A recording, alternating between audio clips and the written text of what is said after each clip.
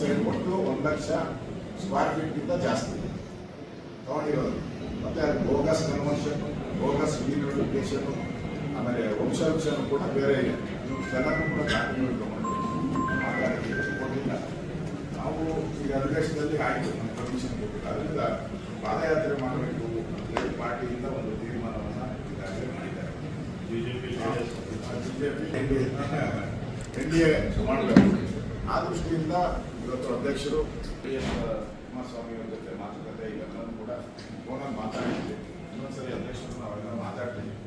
ಅದಕ್ಕೆ ತಾವು ಅಭಿಪ್ರಾಯ ಕೊಟ್ಟರೆ ಯಾವಾಗ ಹೋಗೋದು, ಹೇಗೆ ಹೋಗೋದು, ಅದಕ್ಕೆ ಯಾವ್ಯಾವ MLAಗಳು ಎಲ್ಲೆಲ್ಲಿ ಜಾಯ್ನ್ ಆಗ್ಬೋದು, ಸಮಾವೇಶಗಳು ಸಮಾವೇಶ ಮಾಡೋದು, ಇಷ್ಟು ಒಂದು ಔಟ್ಲೈನ್ ಕೊಟ್ಟಿದ್ದೀವಿ.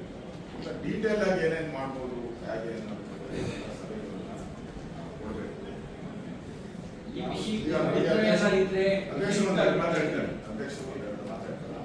ಎಲ್ಲರೂ ನಮಸ್ಕಾರ. ಈ ಮೈಸೂರು ಕೂಡ ಪ್ರಕರಣವನ್ನ ಸದನದ ಹೊರಗಡೆ ಕೂಡ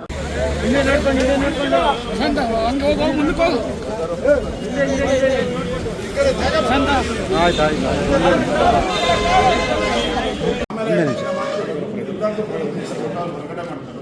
ಹೊರಗಡೆ